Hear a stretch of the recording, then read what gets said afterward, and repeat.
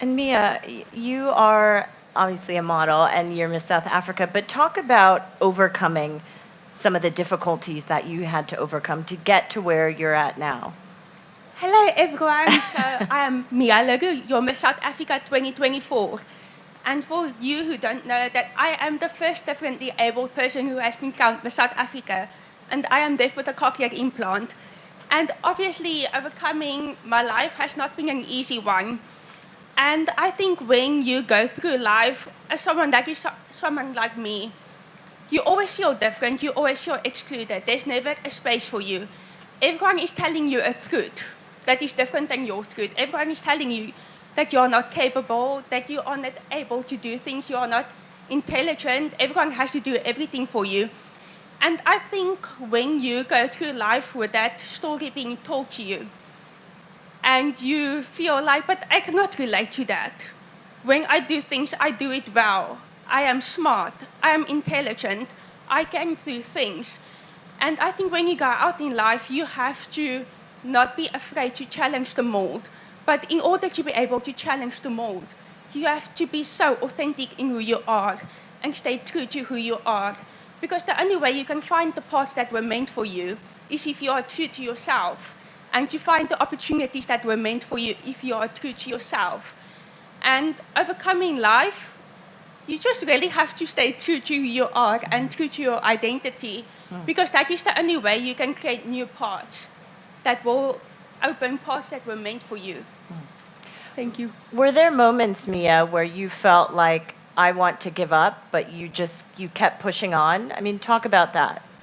Yes, in my life there were moments where I really were at the lowest of low, because you keep like trying and fighting for your space, but doors are not opening. And when I was little, I did receive a lot of support from my community. When I was 2 years old, I did get my cochlear implant, but my parents were not able to pay for it.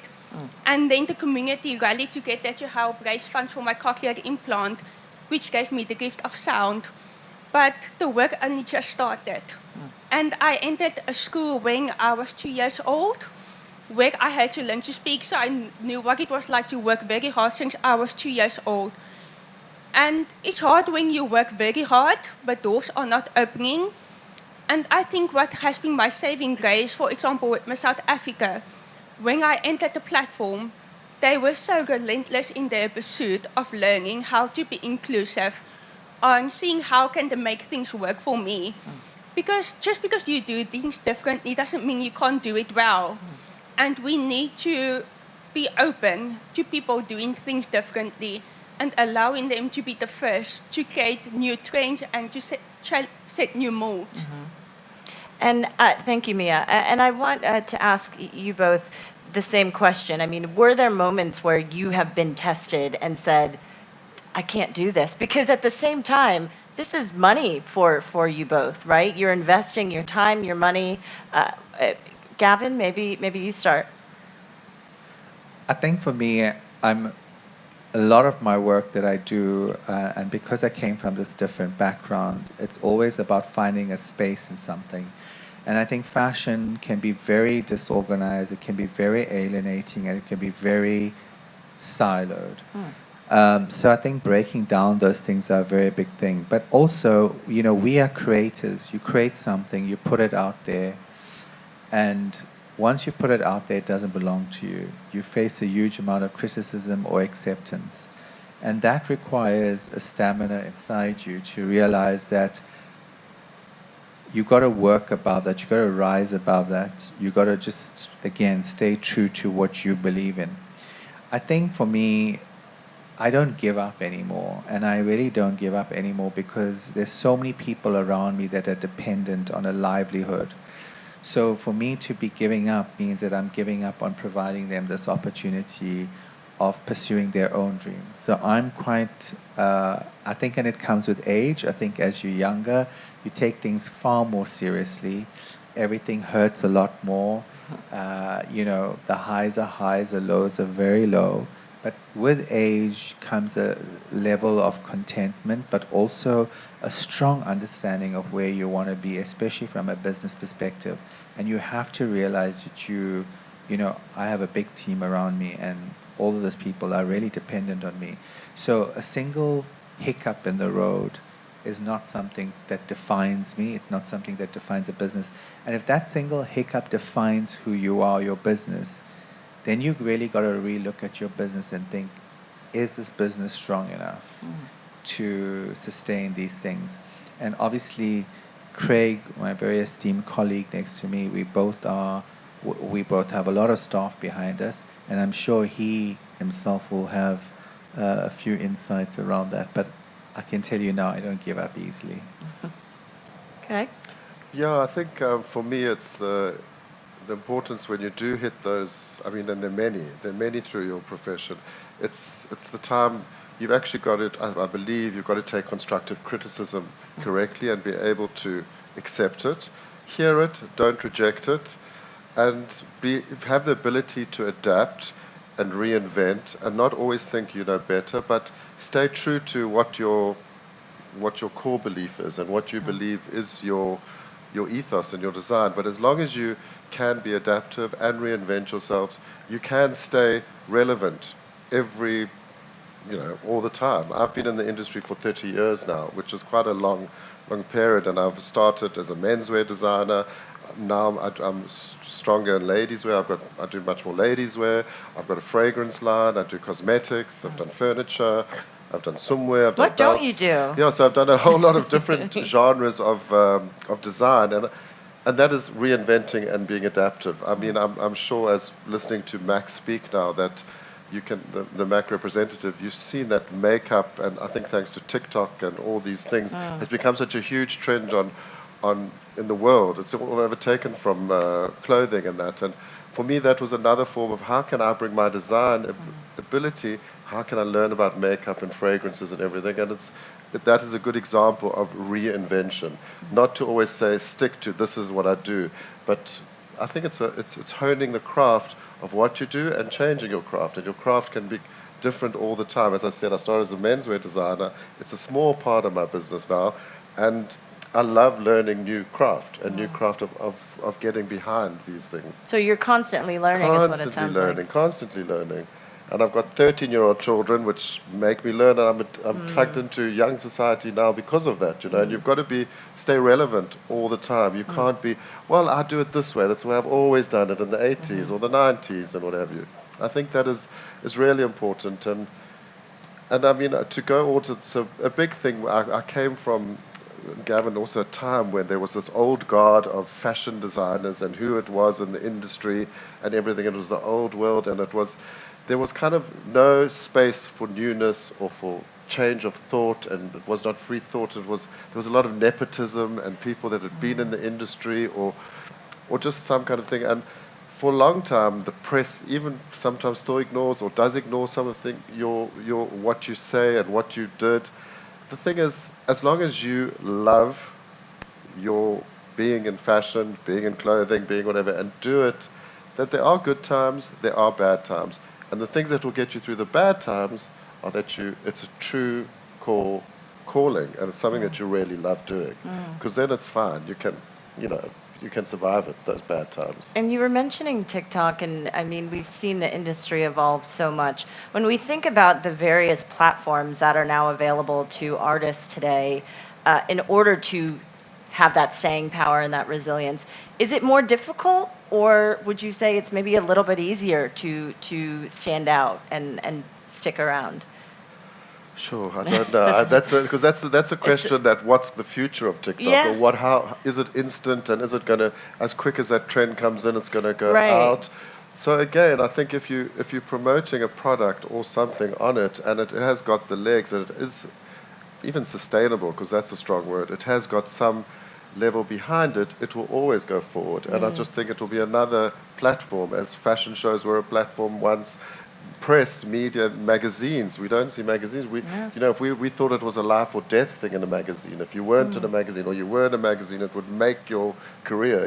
You would be known. Now Now it's about going viral on TikTok. You know, I've got an interesting story. I also don't just design my own things. I design for other chain stores and everything. I did a dress for a chain store, and it went viral. And it was someone in a changing room putting on this dress and filming it. And then it went viral. There were like 10 million views. It was just here in Cape Town. And this dress literally sold out. And there were like 3,500 dresses. This and it sold out in 2 days. Wow. Because of that, and that's the effect that it can have in, you know, to your product. Yeah. How you get to go viral, I don't know. That's the secret. I wish I knew. Gavin, what's your take on it? I mean, how do you leverage the plethora of platforms that are out there now to stand out, to stick around, but also to stay true to yourself, because you have to juggle both? I mean, like Craig, I also do things now for chain stores, and I do collaborations. And just earlier on, I was telling him that I'm just blown away. I did a Grinch collaboration for Christmas. It launched last week, and it's 150,000 units. That's a lot of T-shirts and a lot of merchandise. And in a space of a week, it had a 49% sellout. Wow. And that's almost like 70,000 units gone, boom. And again, it's through social media. I post something, and somebody else picks it up, and all these micro-influencers pick it up, and next thing, it's amazing the groundswell it creates in terms of retail. And I think now when we're crafting things, I always say to the young designers that actually I mentor or I help, you don't have to have the magazines. There are new platforms, there are new avenues you can use to kind of showcase things, to kind of put, seed your work in. And your work can go very quickly viral because people can relate to it. And something as easy as in a change room, that's a real thing. It's a real authentic experience that they're having. And I think that's what people really want to see. I think the reason why TikTok is so popular is it's more than just reality. It's an honest experience. It's people kind of documenting their experience, their interaction with the brand, and also giving very live and honest feedback. And I think that's what people want. And I think post the pandemic, people during the pandemic had a chance to assess things. For the longest time, brands also didn't respond. So, if you look at international brands, Chanel, Gucci, and whatever, when you were on social media and you made a comment, they didn't respond because they had this thing that they too important to respond, right? Chanel was never on TikTok because they thought, it's TikTok. Now with it becoming so important, well, now everybody realizes how important it is, and how important TikTok stores are going to be, the kind of payment gateways behind all of these things. These things are very, very important.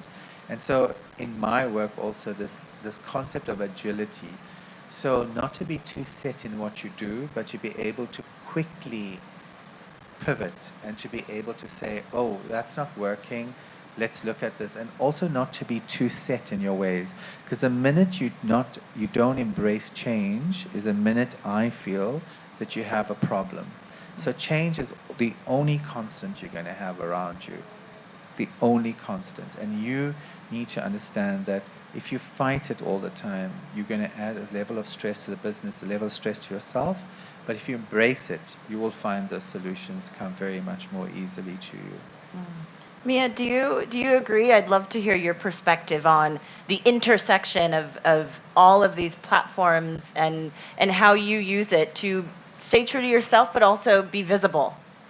I think for example, this morning when they did the beauty masterclass, it was a great example of how different facets of the industry can be used and leveraged to help uplift the entire industry.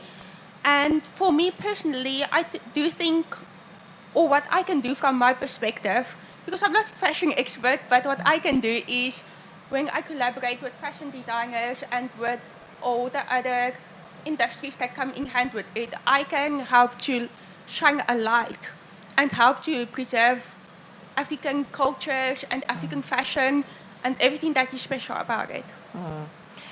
What do you see as the future of African fashion and culture? I wonder from your perspectives, because you both have seen it evolve quite a bit. When we think about where we're at right now, where would you say it is and it's going? I think we're in a very interesting space at the moment. I think for the first time, maybe we're getting this global attention. But what's very interesting is, and I think as young minds, I mean, this is my thing which I speak very openly about, is this concept of decolonization. We don't always have to do what the West expects us to do, because that's their perception of what fashion is. I remember in 2006 going to show in Paris, and people were asking me, where's the leopard print? Now, I know it's a big trend this season, but people were also asking me, oh, don't you do anything which includes porcupines or zebra skins? And I'm like, that's so stereotypic. That's me. They wanted me to play into what their perception is of what Africa is. So, is it necessary for us always to celebrate something which other people want us to celebrate? Or is it important for us to find out your own rhythm, your own voice? I'm not saying that you shouldn't be proud about your cultural history, tradition. I certainly am, and I'm trying to include it in my work. But I try and do it not in a trite or obvious way. I think that's a very important thing, and I think that's what's really important. There's a very interesting comment I read about that Dr. Precious Moloi-Motsepe made, and it's really about why she has decided to sponsor the Met Gala, and it's really about the changing face and removing old concepts of what African fashion really is, and why people should stop and return the look and say, this is what fashion is really about. It's not always about us playing into a notion of what people think we should do. It's not important for us to put forward a pity porn narrative, for people to always feel sorry for us, for the imagery always to be shot in a way that is actually, in a way, emasculating for men, or shows things which are not really amazing or proudly African, not showing it in a very positive light. So to remove these perceptions. And I think, this is, we talk about relentlessness and resilience. I want to say there's 17 years of resilience sitting right there. And I'm not saying it because... It's true. But it's true, because nobody more than me understands what it's like to come in to an industry and to build something and to try and do it because there's a selfless need to actually help and empower people. And really, it is a selfless thing. And also, I'm pretty sure she could be doing so many more things. But when you sit here, you think about all of this that's been put together, all of this that's been done. It really requires people to lift and support you. So this is another important thing. Surround yourself by people that lift you, that believe in what you do. Because the minute you enter into any space of negativity, or you kind of play into that, then you are setting yourself up for failure. Embrace the help around it and learn to listen, because listening is a very important thing. If you listen, you possibly will not just learn more things, but you will learn more about the other person around you. And I think moving forward, and I know I'm going a little bit off kilter here, but there's so many things that I want to be able to say and engage, and we can have little conversations with each other just now during the break. But I just want to say, as young minds, and I'm really focusing at this, you're in a space where you have so many competitors. You really have to be able to stand out. So find that rhythm and find that thing that's going to kind of give you not just the edge, and these ideas of collaboration are very important, but find your own rhythm, because that's very important. That's great. Yeah, it's giving me some, that question has given me some thought. I was recently lucky to hear Tsitsi Danjaremba, the visionary and author, she spoke about the intangible wealth of Africa, which is, I think, which she was trying to say was the Africa imaginary, which is our unique creativity she spoke of, and the unique creativity and imagination. She said previously we had a tangible wealth that was extracted historically from South Africa, and it was extracted, under unfair terms and everything, and it was too late. But we have got this this incredible intangible wealth that we have to protect, and we can't allow the Africa imaginary to be taken away.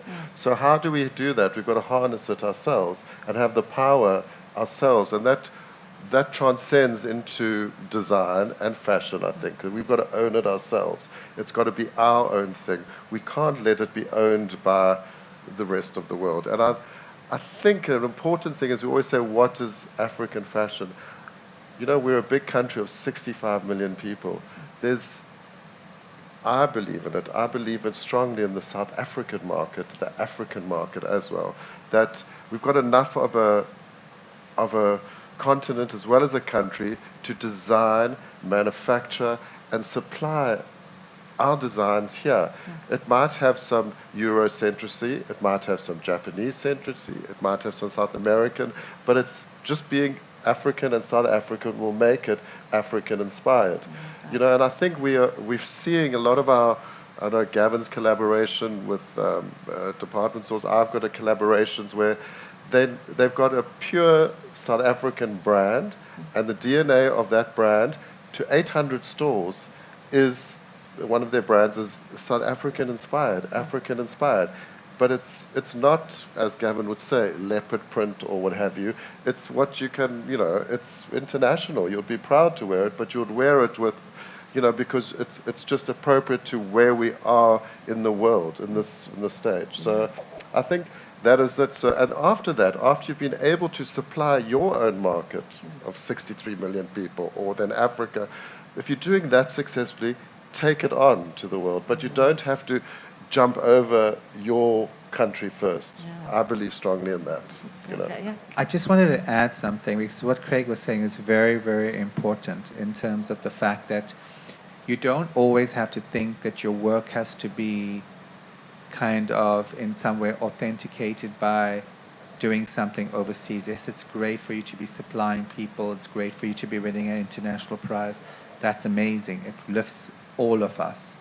But you have to find something which is going to be very strong in terms of what you're doing. And what you're going to be doing is competing against so many people, so many brands. And you don't also have to be constricted by where you're located geographically. As designers and creators, you should be inspired by many things. You don't, just because you're in Africa, only have to constrain yourself to be only being inspired here. And learn from the lesson that India did. India's not really interested in supplying the West because they're supplying their own market. There's so many people.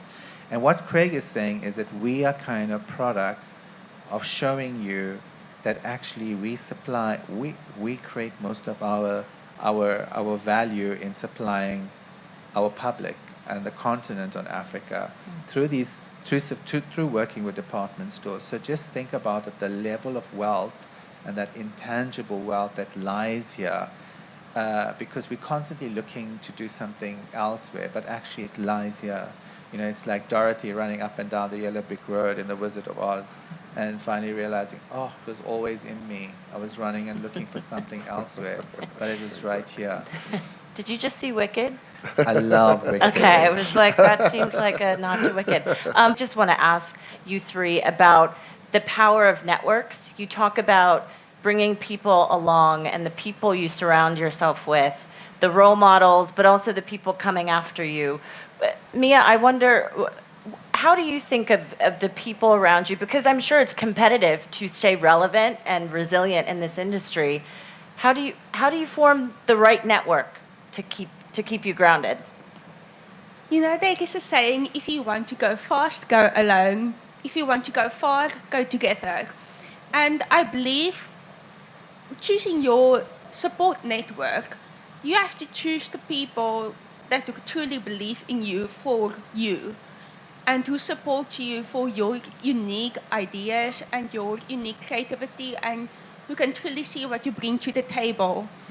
And also, for example, if you are a fashion expert like these two are, you have the ability to mentor and help to uplift other upcoming fashion designers or creatives to help uplift them.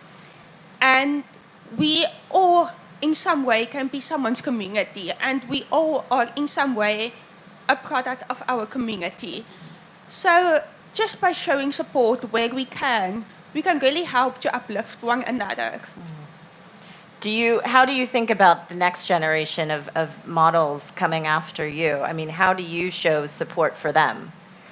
I think whenever you go through life and when you are challenging the mold and creating new pathways forward, you are giving others the permission to also walk that path. And by owning who you are, by standing tall in who you are and in your identity, you are giving others permission to do the same. So whatever you do going forward is also setting a trend for the ones that come after you. So I think in everything you do, it does in a way reflect on the people that come after you. Yeah, that's great. Greg?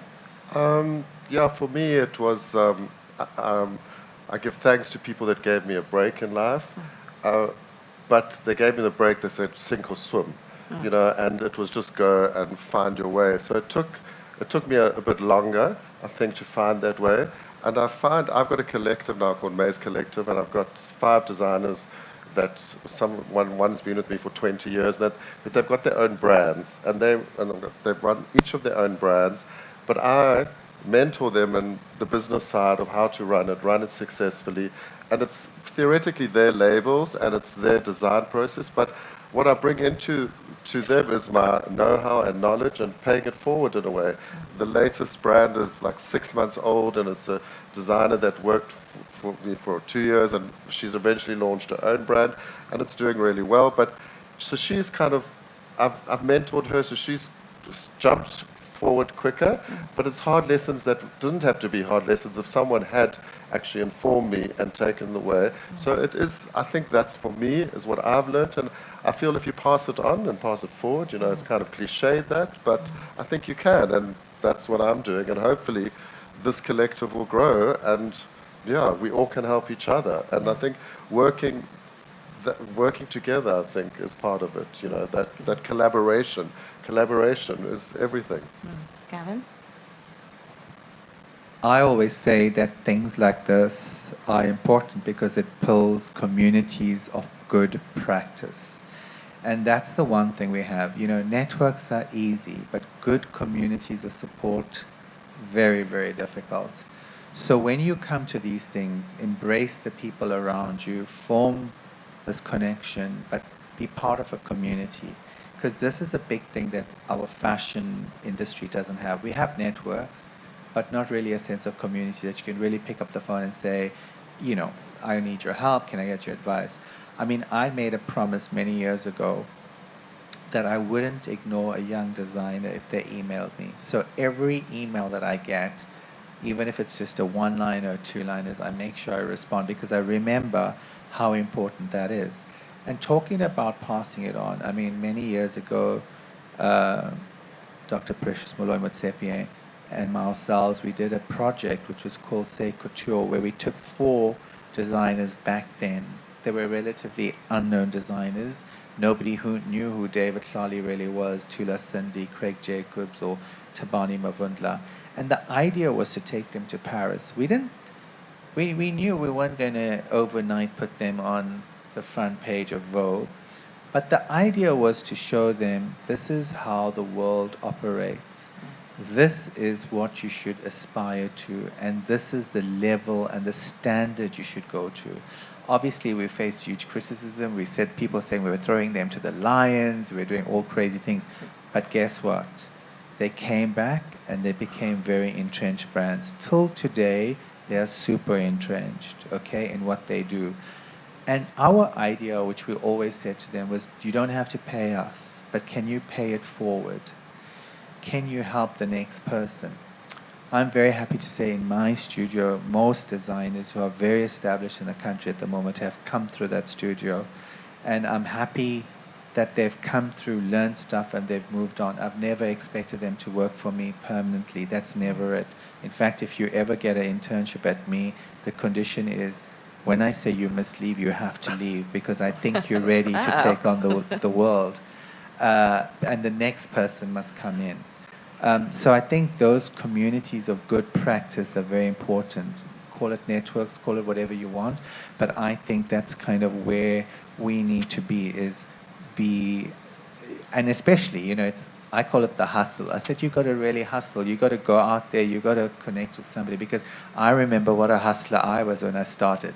And people still remind me of the fact, hey, you came to see me in 1994 and you had the story or whatever, but you have to do it. So I think support is very important in everything you do, and make sure even amongst your family you can rely on people. I think mental health, mental well-being, it's so important for you to be in a good frame of mind.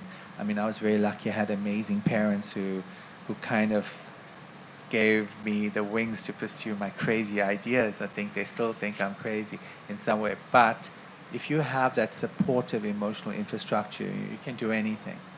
That's great.